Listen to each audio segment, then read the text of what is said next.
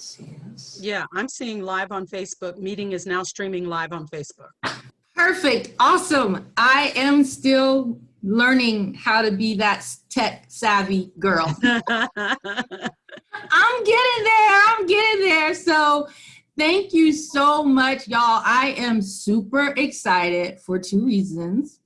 Because I get to see my friend, Theresa Hamm-Smith, to share with me on a subject that is near and dear to my heart that I have been working through and working with other women through. And I just, when I thought about who would be a great person to sit with me and talk on this subject, her voice actually quickly came to mind.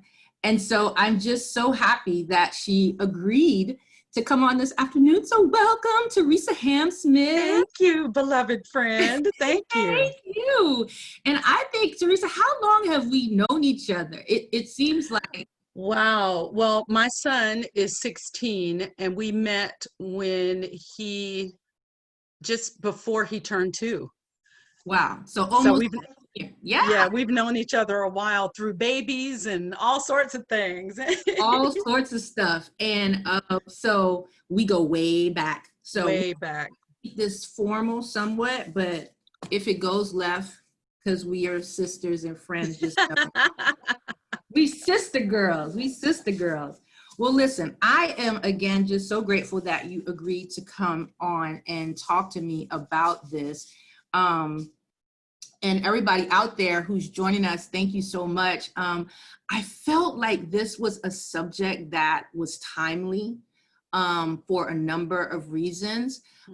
It has been timely for me personally because I found myself this weekend just literally in a ball of tears. Kind of that ugly cry that, that Oprah describes. I found myself in that place this weekend. And it was a wild experience because it kind of caught me off guard. And just to kind of give everybody just a little bit of context, but I've been really the last few weeks just focusing on finding my voice. Like, what is Nija's true, authentic voice? And what does that sound like? And how do I use it? And so Saturday, I just found myself crying and I couldn't figure out what was going on. It just seemed like it came out of nowhere. And as I dug through that, because, I'm not just gonna have feelings and not try to be like, feelings what you about, we need to deal, because you cannot deal. It's when things are revealed that you actually get an opportunity to deal with them. And so I was grateful for that. And as I started digging, I realized that there had been some experiences in my history that had served to silence me. And I didn't really realize that. And it helped me better place in the context the struggles, if you will, that I've had with kind of like finding my true authentic voice. What does that sound like? What does that look like? It kind of placed some perspective on the journey, right? Because now I'm like, oh, and then this happened, and then that happened, and then, yeah, as a result, I felt the need to be silenced. And so, because your whole career is centered around your voice, right? And even I remember you and I used to be on a prayer call in the morning, and I used to look forward to hearing your voice because it's so angelic. Oh, bless your heart. And it's just like, oh, in an operatic kind of way, right? So like, gosh, you need to see Theresa, like her voice is so distinct, if you will, so confusing her voice with somebody else. When you hear it, it's like, oh, that's Theresa, right? Bless your heart. Thank you. And what so, a lovely thing to say. And I've always admired that, right? And so as I'm sitting here over here struggling, and I was reading the book by, don't let this happen, Joe Saxton. It's called Still I Rise. And in her book, it's about finding your voice. She spends a lot of time talking about, as a woman, as a Black woman, how do you go about finding this voice? And she talked about how she had engaged a vocal coach.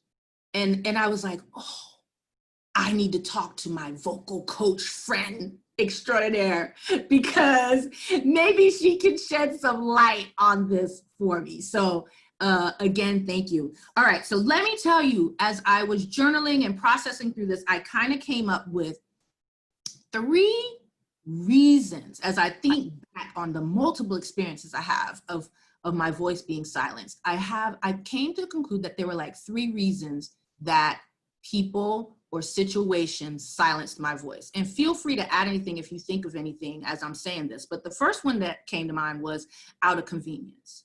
Like a lot of times my voice wasn't convenient. I was the kid who was the nag. I was asking why, getting into stuff, talking, you know, the words that were used to describe me. You so nosy, you so bossy, you so loud, you just talk too much. And, you know, I can hear, you know, people saying, oh, come on, girl, just be quiet, just shut up. Like, do you ever shut up? Like, those were the things that I remember. I would just interject, Najo, but those are qualities that we celebrate in boys. He's bossy. He wants information. He's a go-getter. You see? Yeah, okay, keep going. I just wanted to just put that out there. Right. Well, it wasn't being celebrated, okay? Mm-hmm. It was inconvenient. My voice was inconvenient. You know, it was disruptive in a way that, you know, it made people have to stop what they were doing or, you know, take them off their course because of my voice being kind of inconvenient and whatever they had going on. So that was really their issue, right? But as a child, It's heaped on you. Yeah. Yeah. I felt that like, oh gosh, let me go to my room. And everywhere it was always, Nyjah is a great student. She just talks too much. I got that too. And so, yeah. So, I mean, I remember, so like, I'm hearing my voice silenced at school. I'm hearing my voice silenced at home. It was more of a recurring thing that I think I ever realized until I kind of had this breakdown on the weekend where I'm trying to explore where on earth is all this coming from, right? So that was number 1, that I was silenced out of the convenience of others. And then number 2, I was silenced out of other people's desire to exert authority or control over my voice. So, you know, it was like, Nyjah, you're too whatever. I'm the teacher. You need to bring it down. I'm the authority. You need to bring it down. It was sort of a policing, if you will. Reminded me of a situation in 2nd grade that I had completely, I think, blocked out of my mind, but it came up in that ugly cry was coming up, of a teacher in the 2nd grade. Her name was Miss Schuler. And there was an incident where she had accused me of saying a cuss word. Now in the 2nd grade, I didn't know nothing about no cuss words. Like that kind of stuff would get you in big trouble at our house. And so there wasn't no cuss words near Naj. Okay, so that happened. And there was a student who corroborated her story. It was shocking. I remember the humiliation. I mean, like, I can still feel it. That kind of, you know, in front of all my peers, accused of lying. And I remember, like, after that, you know, my parents finding out, and of course, then feeling the brunt of their disappointment. And then, to make matters worse, I was required to write an apology note for this act that I had never done. And again, just feeling, I can feel that pain today, you know, of just the whole process of my voice just being abused, I guess, sort of in a way. I mean, that is the most significant time that I remember in school being humiliated publicly with my voice. And so that was kind of, and then there, as that came up, other events came up where there were authority figures, you know, familial authority figures, you know, who were just, I saw wrongs that I was speaking up against, and it was like, girl, sit in your place. Don't do about that. Sit down. Thereby confirming all of those previous things. Yeah. Yeah. Yeah. And Wow. so there was yet another sign. My voice is inconvenient. My voice is disruptive. My It voice lacks worth. Mm-hmm. is not even believable, right? Mm-hmm. That's what the second grade experience taught me. My voice wasn't even worthy of believing. I stood up for myself. I didn't do it. You did it. You did it. I wasn't even worthy of being believed. Mm-hmm. Um, and then I think the third thing that I recognized was just cultural. And you grew up in the South, so you know Mm-hmm. about the whole cultural aspect of women and us using our voices. Yeah. And you could probably share a little bit about like your experience with, you grew up in a small town, right? Yeah, exactly. The South. By parents who were raised in the Jim Crow era. You Right. know, my mother told me 1,000 times about how my grandfather would be so angry some days when he came home because he had to step off the sidewalk while a white man passed and could not be on the sidewalk with him, could not look him in the eye, and how demeaned he felt. So the way I think that affected her child rearing is that she thought if she taught me not to draw attention to myself and not to be quiet, because remember, well, you wouldn't know this, but in the 80s, when I was in high school, late 70s, 80s, high school, and coming into myself, the Klan was very, very much alive and present Wow. here where I live. And so I think she was taught that good girls are quiet and they don't draw attention to themselves. They aren't boisterous. They are demure and they are polite and they are well spoken when they're spoken to. So I think part of that was who she was as a Mhm. woman, Mhm. and also part of that was her teaching me how to be safe in an Yes. environment that she didn't trust.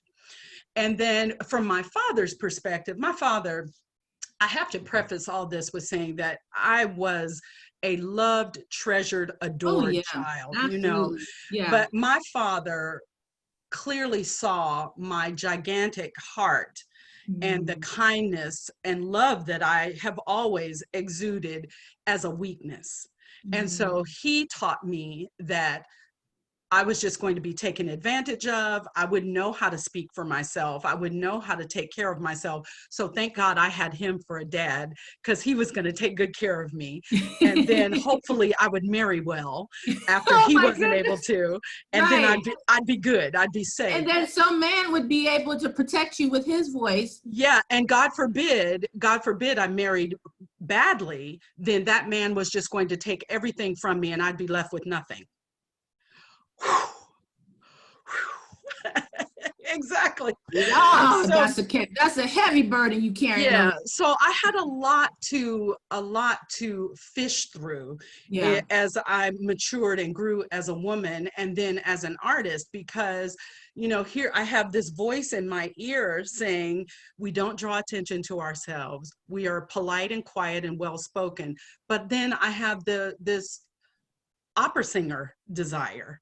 I want to be in the theater, and I'm battled with that. I'm telling you, I battled with it every single time I opened my mouth to sing. Every single time I Wow. walked into a rehearsal, my stage fright was immense.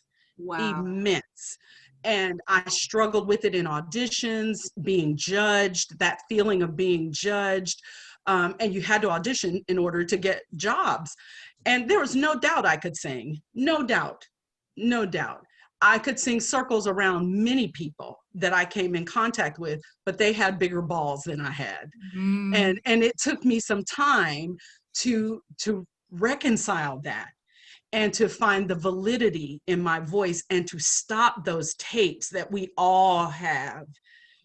You aren't worthy of being believed. You aren't worthy of being heard. Your opinion isn't as valid as that person's because they're a master at what they Yeah. do. Yeah. And it just takes some time, some self patience. You have to be patient with yourself and understand where all those messages come from. And you have to be willing to do that painful, uncomfortable, hard work It is Yes. work.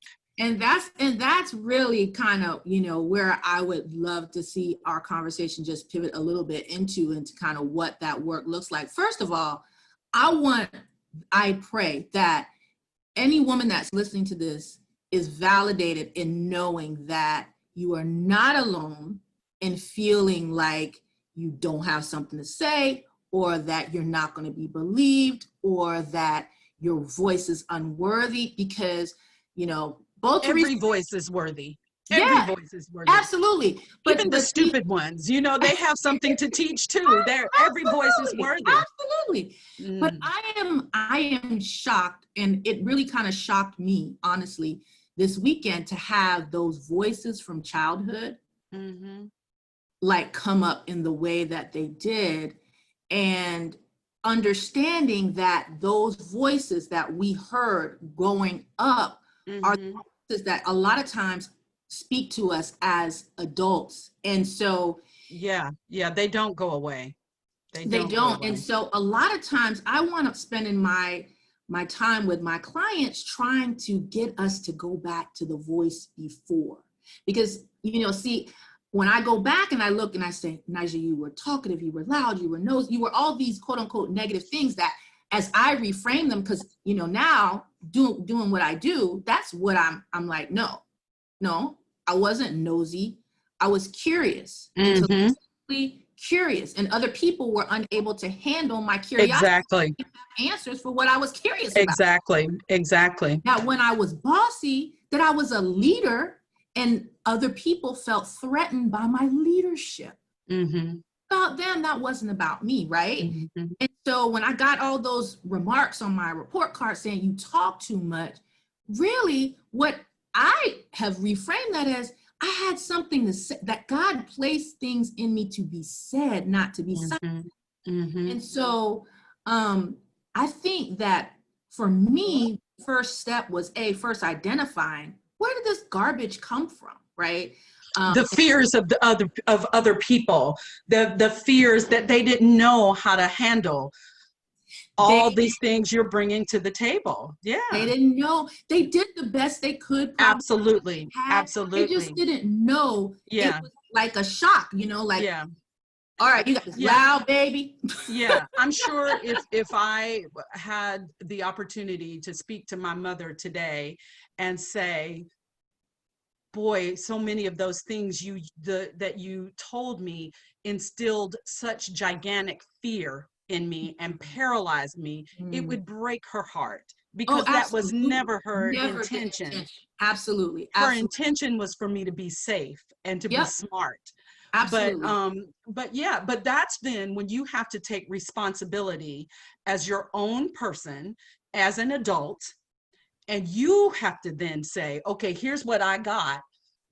Am I going to stay there, or Yep. am I going to do the work to find my voice? And As a like in my woman, little children's book I wrote, Hero Finds His Voice, it's all yes. about tenacious work, hard, long, uncomfortable sometimes, but mind changing, life changing work. We have to rewrite those stories. Absolutely. And we That really, absolutely can. you absolutely can. I think as a child, we didn't know how to rewrite them, but as adult women now in our 40s and our 50s, Mm. we have the ability to rewrite Yeah. experiences in a way that affirms what we brought to the table, as opposed to diminishing, what Yeah. we. Well, and it also takes you from the weak position of Mm. poor me victim to the strong position of a well-rounded, fully realized woman that Yeah, most of us want to be. Most of us absolutely. do not want to be, oh, poor, my mom told me, my dad told me. But yeah, Yeah, who wants that? damsel, Ick. damsel in distress. Like we say, Yeah, oh, damsel in, yeah. gosh, we're so Get far off the ahead. feigning sofa and do the work. Yeah. Yeah, but I think honestly, in a lot of ways, we as women kind of take on that characteristic of damsel in distress, like, oh, this happened to me and it was so hard and it was, Yeah. and And I don't negate that on any yeah. level. It Oh did no, happen and it was hard and it yes, was painful and it was unpleasant, but you just can't stay there. yeah, yep. That's the thing. In You order to use have a full life, you don't want to stay there. no, you use it for its worth, which is, okay, I had this experience and now as a result, I am better, bigger, Yes, exactly. more aware and Exactly. empathetic to other women as you see them experiencing that same struggle. Yes. Like, cool. Extending grace. Yes, Grace ma'am. to yourself and to others. Yeah. I want to shift gears just a little bit and Okay. just um, dig into your career a bit. Okay. Your career as an opera singer and your career as a vocal coach and entrepreneur of Bella Musical, which is a wonderful studio in Conyers, Georgia. So check that out. Shameless plug from my Totally accepted. So, but tell me about, like, as an opera singer, like, what's the process of finding your voice, whatever voice it is? Like, I don't know exactly what it's called, but I know you got sopranos and altos and tenors. Yeah. Yeah. What is that process like of finding where you fit per se in that? Well, it started for me with two teachers in my high school who recognized my talent. And then they led me to a voice teacher. So I started voice lessons at, I don't know, 15 or 16. And then that voice teacher just started to help me shape what I had, what my natural gift was. And then I went on to college and continued that shaping. And so we knew early on in my study that I was a soprano because I could sing really high and naturally really high. But then once I got to college, we began to sort of fine tune that because, as I was saying earlier, under the soprano umbrella, there are different kinds of sopranos. There's a mezzo soprano and a lyric soprano and a coloratura soprano and a Wagnerian soprano, a dramatic soprano, all these different ones. So then you have lyrico spinto. So you have to figure out then where you fall in there. What box you fit in? Yeah, and that's a good thing and a bad thing. Yes. Because once we determined my box, then it was because I am such a rule follower, it didn't occur to me that I could stray from that box because of the way I was conditioned and raised. And so most of the time the box was comfortable because the repertoire for lyric sopranos is gorgeous. Oh, wow. It's beautiful music, and who wouldn't want to sing it? But anytime I wanted to stray from the box, I didn't trust myself to do it because everyone said, this is who you are and this is what you're supposed to do. And if you do that, that'll be really bad and that'll hurt your voice and you will never sing again and all kinds of foolishness. So part of me just needed the benefit of wisdom and age and living and life experience to learn how to trust myself, to understand that this voice in this throat is mine. It was mine at 20 when it was doing all these things. It was mine at 30 and 40, but I finally owned it at 50, Yeah, and now at 56, I really feel like I can do whatever I want to with it, but it was a journey to get me here, and so when I'm thinking about writing shows and what art is to me, my voice gets to participate in a different way. Like for me, the most amazing artistic endeavors are when different art forms mesh. So it's not all opera or classical music. And although that's what I did for the bulk of my career, that wasn't my favorite music. I love it, but it wasn't my favorite music. Wow. So, to be able to now consider letting my voice try some new things and finding success in those new things that probably I would have found but I didn't trust it then. I didn't believe it then. And Yeah. because then I was told, this is how opera singers act. This is what they sound like. This is what they wear.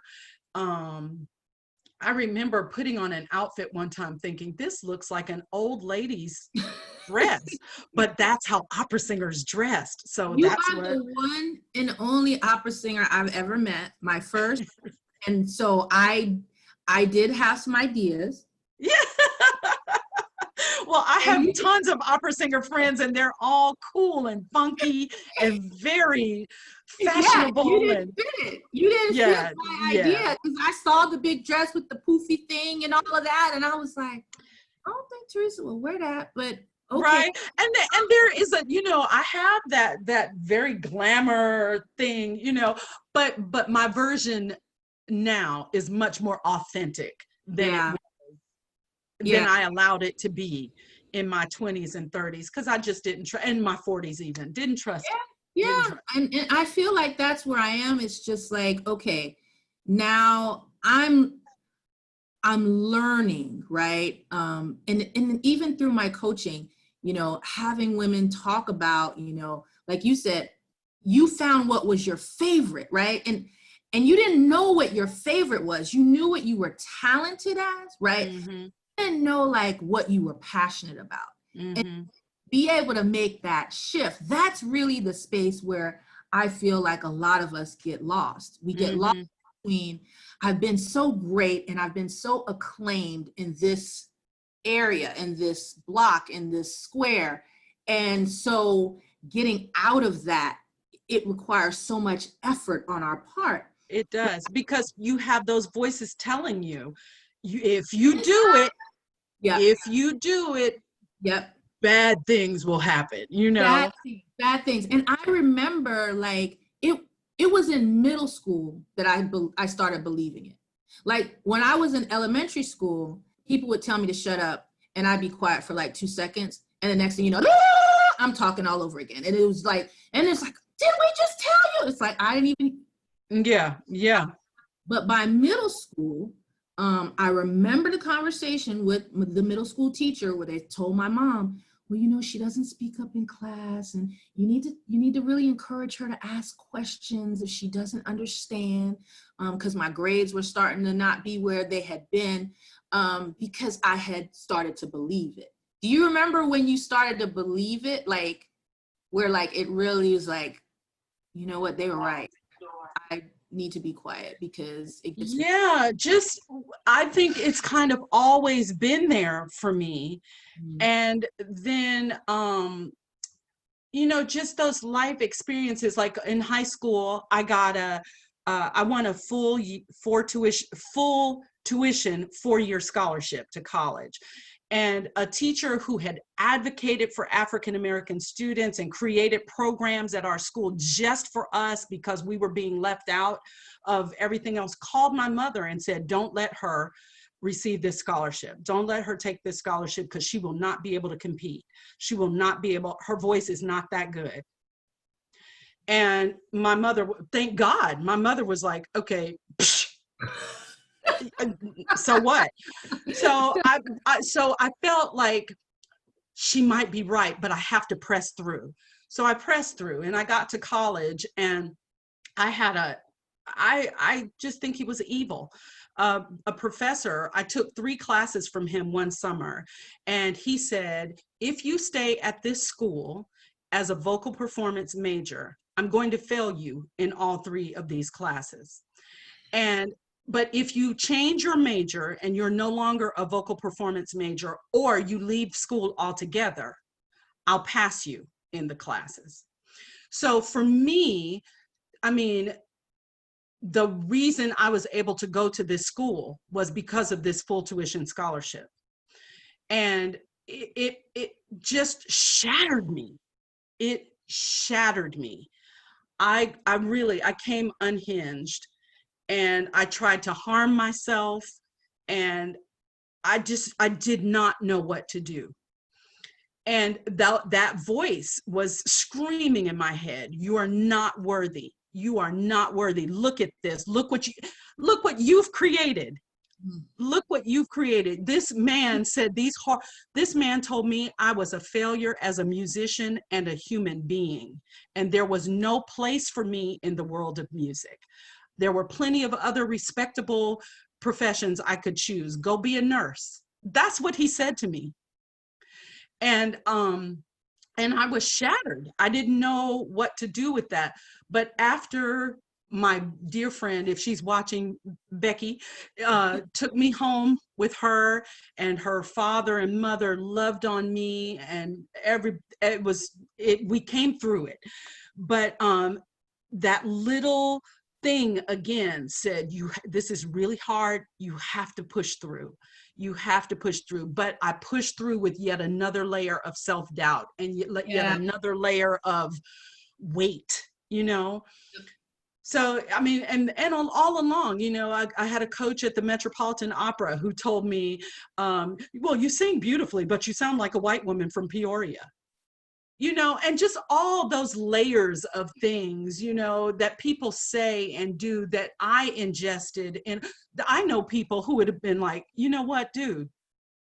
But I didn't have that power in me, or I didn't recognize the power in me to say, you're wrong. You're wrong. Lies. Exactly. Lies. Yes. And that's really, I think, call a lie a lie. And I feel like we as women, as we mature, we got to be clear about what's true and what's a lie. So now, as a 45-year-old woman, I can look at what Ms. Schuler said and say, that's a lie. And shame on you. Well, I'm not putting no shame on nobody, but I'm putting shame on Ms. Schuler. Wherever you are, Ms. Schuler, shame on you for that. That was wrong. Now, I love her and I'm her friend. I can say it. Girl. Go ahead. I'm sorry. I digress. If you don't have a Theresa, a ride or die in your life, you get Please, whatever, Miss Schuler. But I didn't know in second grade to say whatever, Miss Schuler, right? Yeah, and who would? Who would? You're powerless. You feel powerless. Yes, but I think we have to realize, okay, now, how do we get our voice back, right? First of all, uncover the lie. You better shine some light on the lies. On the lie, absolutely. Ugly cry was, all right, ugly lie, you're no longer going to sit within me and wreak havoc. I'm vomiting that up. That tears with that ugly cry to me, it's like I'm vomiting that crap up. It's just not a space here anymore. Okay. So I brought it out. It was ugly. It was nasty. I needed consoling. My husband was confused, but he was there, right? To say, I'm here, right? And so you got to vomit that stuff up, bring it up. And also, I would add to that, Naj, that I think it's really important to learn how to counter the negative thought in the moment. In the moment, yes. I'm not good enough. I am absolutely good enough. I need to lose. And have the evidence. Yes. What I tell my coaching clients. Don't just tell yourself, I am good enough. I want you to stack the cards. Here's how. Here's why. Absolutely. Show me all the times. Absolutely. You got your PhD. You got this. You graduate. You had a baby, and you finished school. You stack cards on your side. And I put it up when I was going through this transition. I put it up so I could see it. I'm a sticky note queen. I put sticky notes on my mirror, on my doors, all the time. My son just last year said, Mom, why we got all this? Because I was going through a little thing that I needed to work through. So I have to see it. And sometimes in the moment, if you're having one of those crazy moments, your brain isn't strong enough in the moment to think the counter. So if it's posted where you can see it, you say, I'm fat and ugly, whatever it is, then you see it in front of you. You don't have to think about it. You see it. I've noticed with a lot of women, including myself, is that the voice that you hear, that the one that's telling the lies, it's usually the same voice. It's telling you the same thing over and over, but maybe in a different way. So like, let's just say you got something wrong. You were at work and you did something wrong. See, I'm stupid. I've always been stupid. Next time it comes in, and it doesn't say, see, I'm stupid. It comes and it says, You're good. Your best is just not good enough.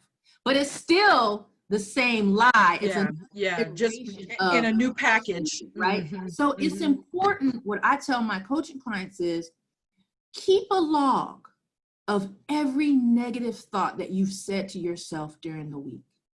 Keep a log, because I want to see, and you need to see, the pattern of what is that, those few things that are said over and over again. They're said in different ways, but there are these few things I'm finding.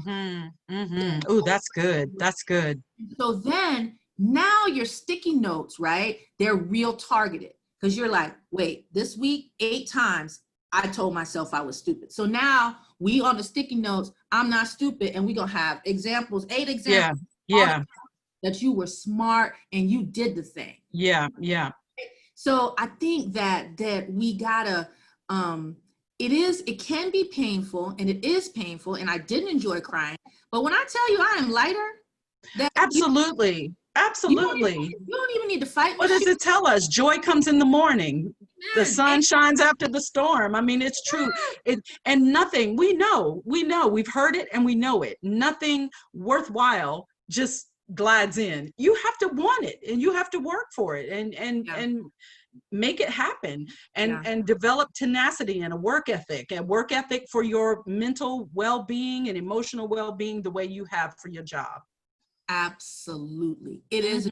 a job, and we need to take it as seriously as we do in our priorities. You know, I'm constantly talking about priorities and where you, as the woman, fit in that, in your list of priorities. Because if you're not at the top of the list, you're going to basically just allow life to just run you instead of you running it. And so your awareness is not even where it needs to be able to recognize, hey, I felt yucky when, that person said that thing about me and I didn't speak up, or Mhm.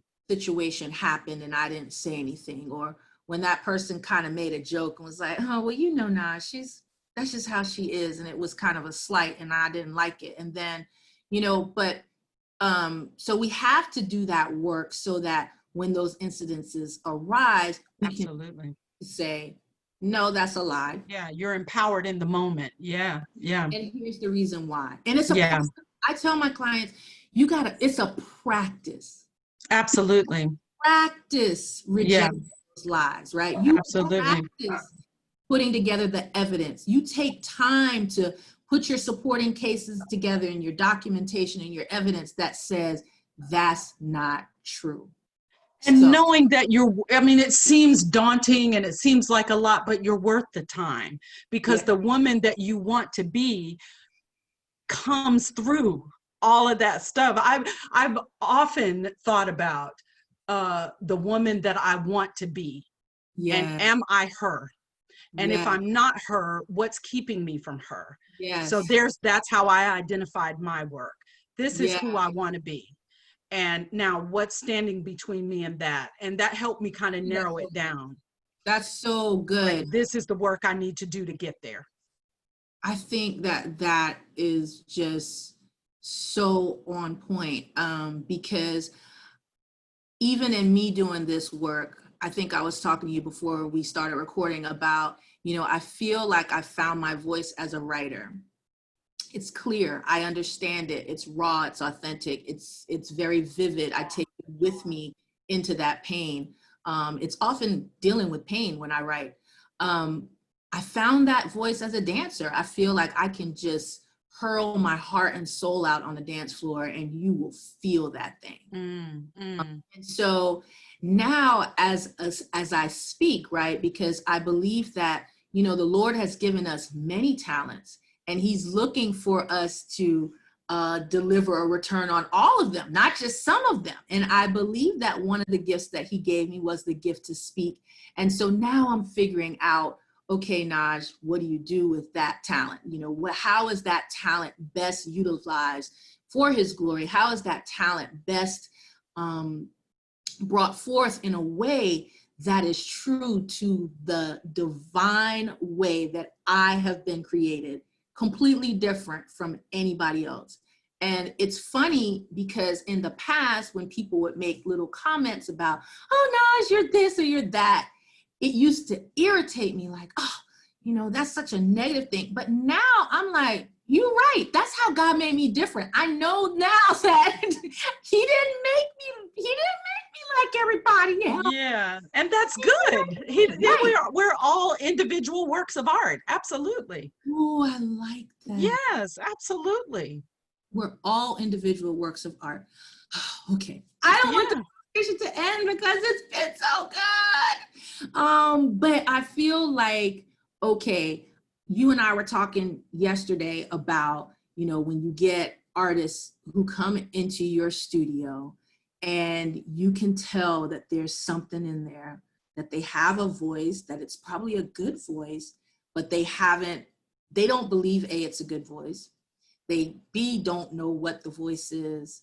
How would you coach them? Like what kind of things that, you know, we as women can do just to begin sort of making peace, if you will, Mm-hmm.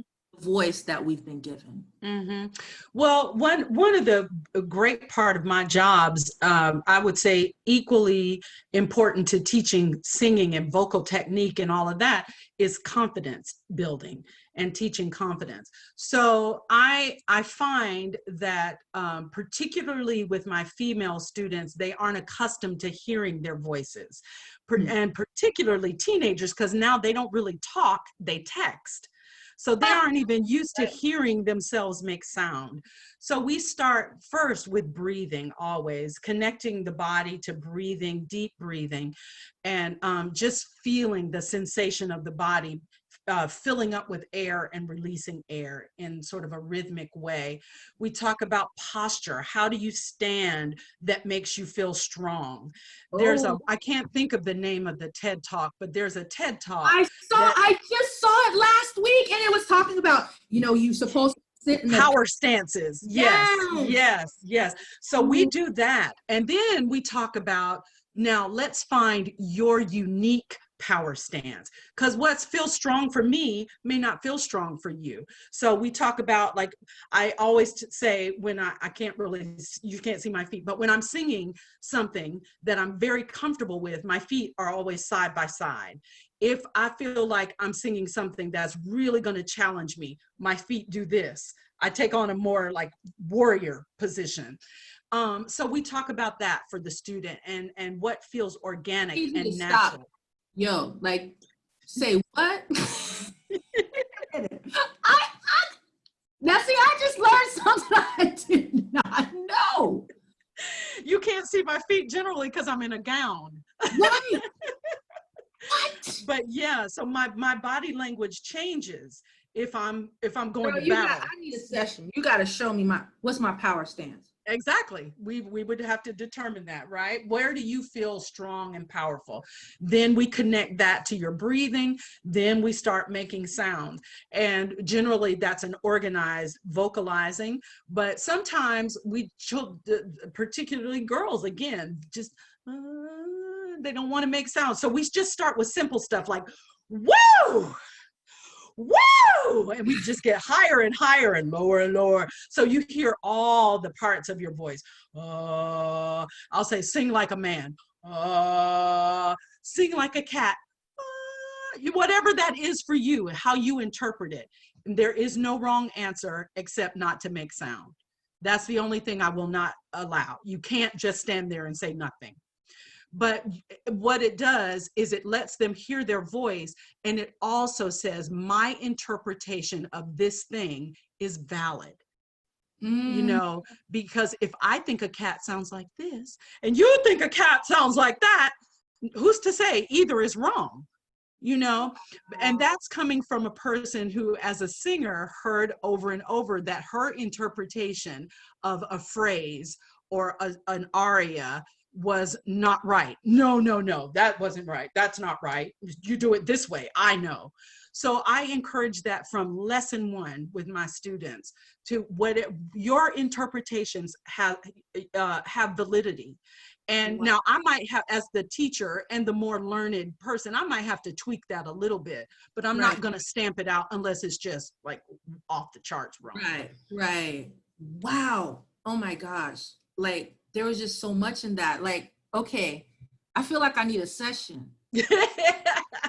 I feel like I need Anytime, to go to get the session so I can anytime, my anytime. power stance and explore my voice and make what my interpretation valid of Yeah. I am portraying. That's And again, I'm aware powerful. that a lot of the students that I teach are very young. Most of them are not going to be opera singers. Most of them are not going to be singers.